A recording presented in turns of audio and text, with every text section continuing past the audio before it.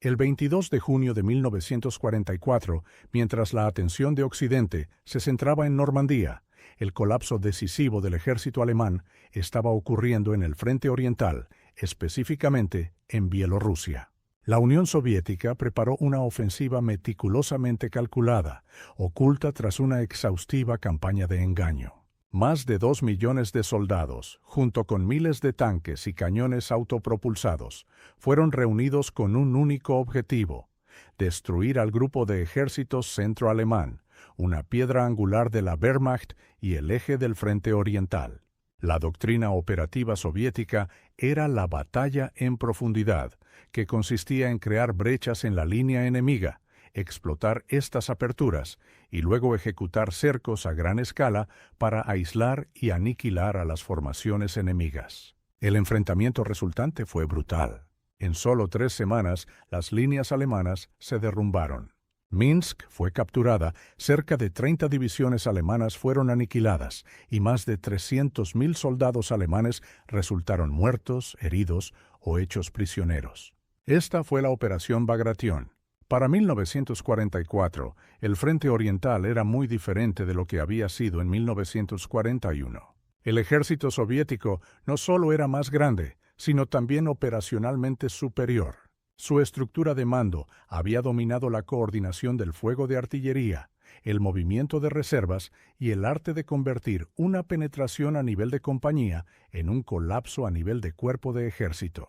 Los oficiales que habían sobrevivido a los primeros años de la guerra eran veteranos de Moscú, Stalingrado y Kursk.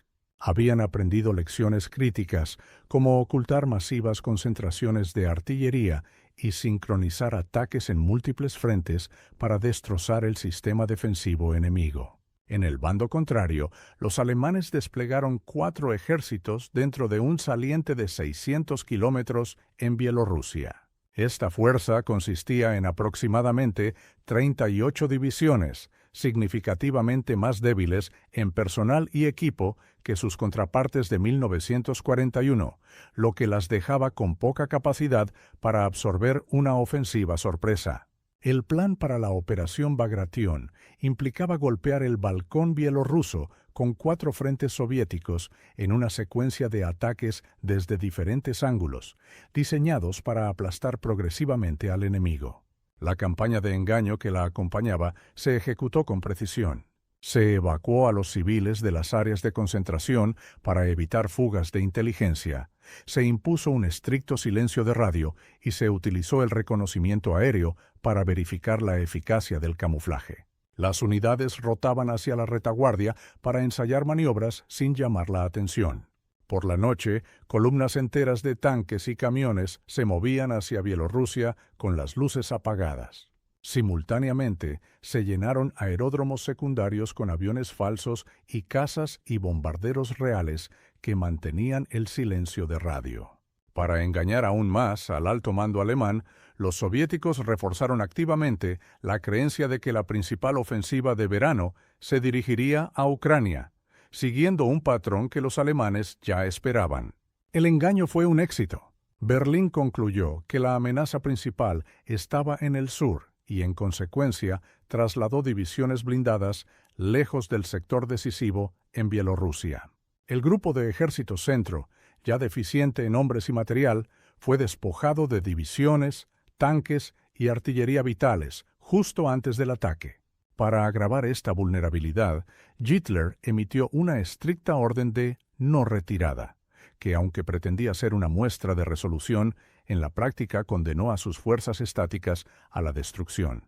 Antes de que comenzara el bombardeo de artillería principal, una gran ofensiva partisana golpeó la retaguardia alemana. Aproximadamente 140.000 partisanos detonaron 10.000 cargas de demolición, destruyendo nudos ferroviarios, puentes y otra infraestructura estratégica. Esta guerra de los rieles obstaculizó gravemente la capacidad de los alemanes para mover refuerzos y suministros al frente. También obligó a las unidades alemanas en retirada a entrar en corredores estrechos y carreteras controladas por fuerzas partisanas, convirtiendo la retaguardia alemana en territorio hostil e impidiendo el establecimiento de nuevas líneas defensivas. El 22 de junio de 1944, exactamente 3 años después del inicio de la Operación Barbarroja, comenzó la Operación Bagration. Los soviéticos habían logrado una abrumadora superioridad numérica, una ventaja de 4-1 en personal, una ventaja de 10-1 en artillería y una ventaja de 8-1 en tanques y cañones autopropulsados. La ofensiva se abrió con un masivo y doble bombardeo de artillería rodante, apoyado por lanzacohetes Katyusha, mientras la Fuerza Aérea Roja establecía una completa supremacía aérea. El método soviético no fue un único empuje al estilo Blitzkrieg, sino múltiples y sincronizadas rupturas a nivel operativo. Este enfoque, el núcleo de la doctrina de la batalla en profundidad, implicaba aplicar golpes sucesivos desde diferentes direcciones a lo largo de toda la profundidad de la formación enemiga. Pequeñas rupturas tácticas eran explotadas por unidades de reserva móviles que se vertían en la retaguardia del enemigo para destruir sus estructuras de mando y logística. Esta estrategia mantuvo a los alemanes en la incertidumbre, incapaces de montar una defensa coherente. Si un ataque se estancaba en un área, los soviéticos desplazaban el punto de esfuerzo a varios kilómetros de distancia, manteniendo una presión implacable. En el sector norte del saliente, el tercer frente bielorruso capturó Orsha y cortó la crítica autopista Moscú-Minsk. El puente terrestre de Smolensk, que había facilitado el avance alemán en 1941, se convirtió ahora en una ruta directa hacia la derrota de Alemania. En el sur, las fuerzas soviéticas avanzaron a través de las marismas del Pripyat, un área que los comandantes alemanes consideraban intransitable para blindados pesados. Los zapadores soviéticos construyeron caminos de troncos, permitiendo que las unidades blindadas atravesaran los pantanos y emergieran inesperadamente en la retaguardia alemana. El 65º Ejército del general Batov utilizó estas rutas para flanquear la ciudad de Bobruisk, cortando sus líneas de suministro. El 27 de junio, Bobruisk fue rodeada, atrapando a 2 cuerpos de ejército alemanes. La artillería soviética, posicionada en terreno recién asegurado, machacaba los puntos de cruce alemanes sobre los ríos, mientras los tanques medianos explotaban cualquier terreno firme disponible para penetrar las defensas de la ciudad. La orden de Hitler de resistir hasta el último hombre convirtió las posiciones defensivas alemanas en trampas. La defensa rígida simplificó la tarea de cerco para los soviéticos que avanzaban. Las unidades que intentaron retirarse se vieron forzadas a tomar carreteras saboteadas y emboscadas por los partisanos. A finales de junio, el frente alemán se estaba desintegrando. El mariscal de campo Ernst Busch fue destituido y reemplazado por el mariscal de campo Walter Model, reconocido por su habilidad como especialista defensivo. Sin embargo, a Model le faltaban los recursos para estabilizar el frente. Intentó formar una nueva línea defensiva a lo largo del río Beresina, centrada en la ciudad de Borisov, con la esperanza de crear un corredor a través del cual sus ejércitos destrozados pudieran escapar. Este plan dependía del uso de ríos y ciudades fortificadas como anclas defensivas, pero la velocidad del avance soviético hizo que estas posiciones fueran insostenibles.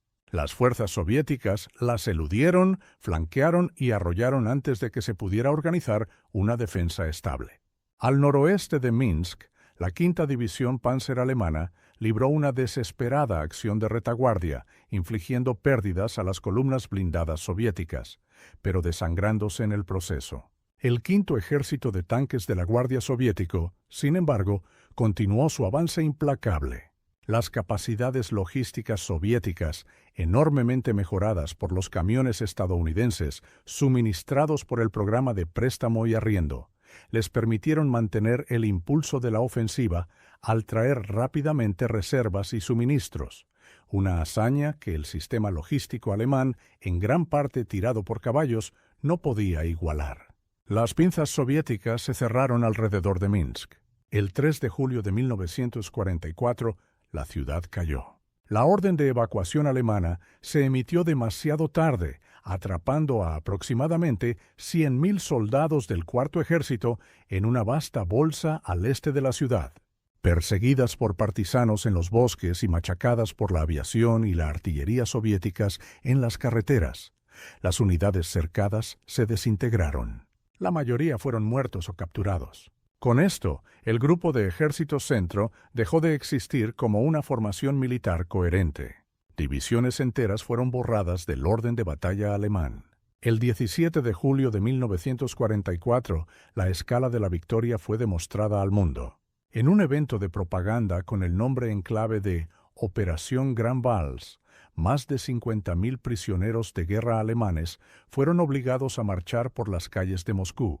A su paso, camiones de limpieza de calles los seguían, lavando simbólicamente las calzadas. Para los soldados capturados, el futuro deparaba trabajos forzados, hambre y frío. Tras la destrucción del Grupo de Ejército Centro, los soviéticos comenzaron la fase de explotación.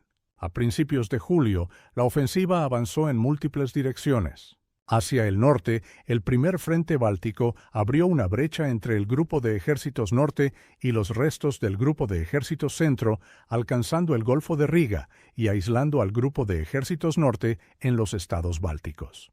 Hacia el oeste, las fuerzas soviéticas avanzaron rápidamente, capturando Kaunas, Grodno, Bialystok y Brest. En el sur, se lanzó una nueva ofensiva contra el Grupo de Ejércitos Norte de Ucrania, que había sido debilitado por la transferencia de sus reservas. Esto resultó en otro gran cerco en Brody. La línea alemana en el frente oriental ya no era un frente continuo, sino una serie de grupos de batalla fragmentados y en retirada. El avance soviético mantuvo un ritmo de 20 a 25 kilómetros por día. La ofensiva fue detenida finalmente no por la resistencia alemana, sino por la sobreextensión logística y el cálculo político. Cuando el Ejército Rojo llegó al río Vístula, frente a Varsovia, el Ejército Nacional Polaco se alzó contra los ocupantes alemanes. Las fuerzas soviéticas se detuvieron, citando agotamiento, y no proporcionaron apoyo al levantamiento, una decisión influenciada por objetivos políticos de la posguerra. La Operación Bagration no capturó Berlín, pero creó las condiciones estratégicas para la victoria final. En una campaña que duró poco más de 3 semanas, un grupo de ejércitos alemán entero fue destruido. La doctrina soviética de la batalla en profundidad se ejecutó a la perfección, y su eficacia fue amplificada por las rígidas órdenes de Hitler de mantenerse firmes, que facilitaron los cercos. Si bien los desembarcos de Normandía fueron un evento crucial, la Operación Bagration fue una catástrofe para la Wehrmacht a una escala aún mayor. Después de Bagration, la derrota final de Alemania ya no era una cuestión de si ocurriría, sino de cuándo.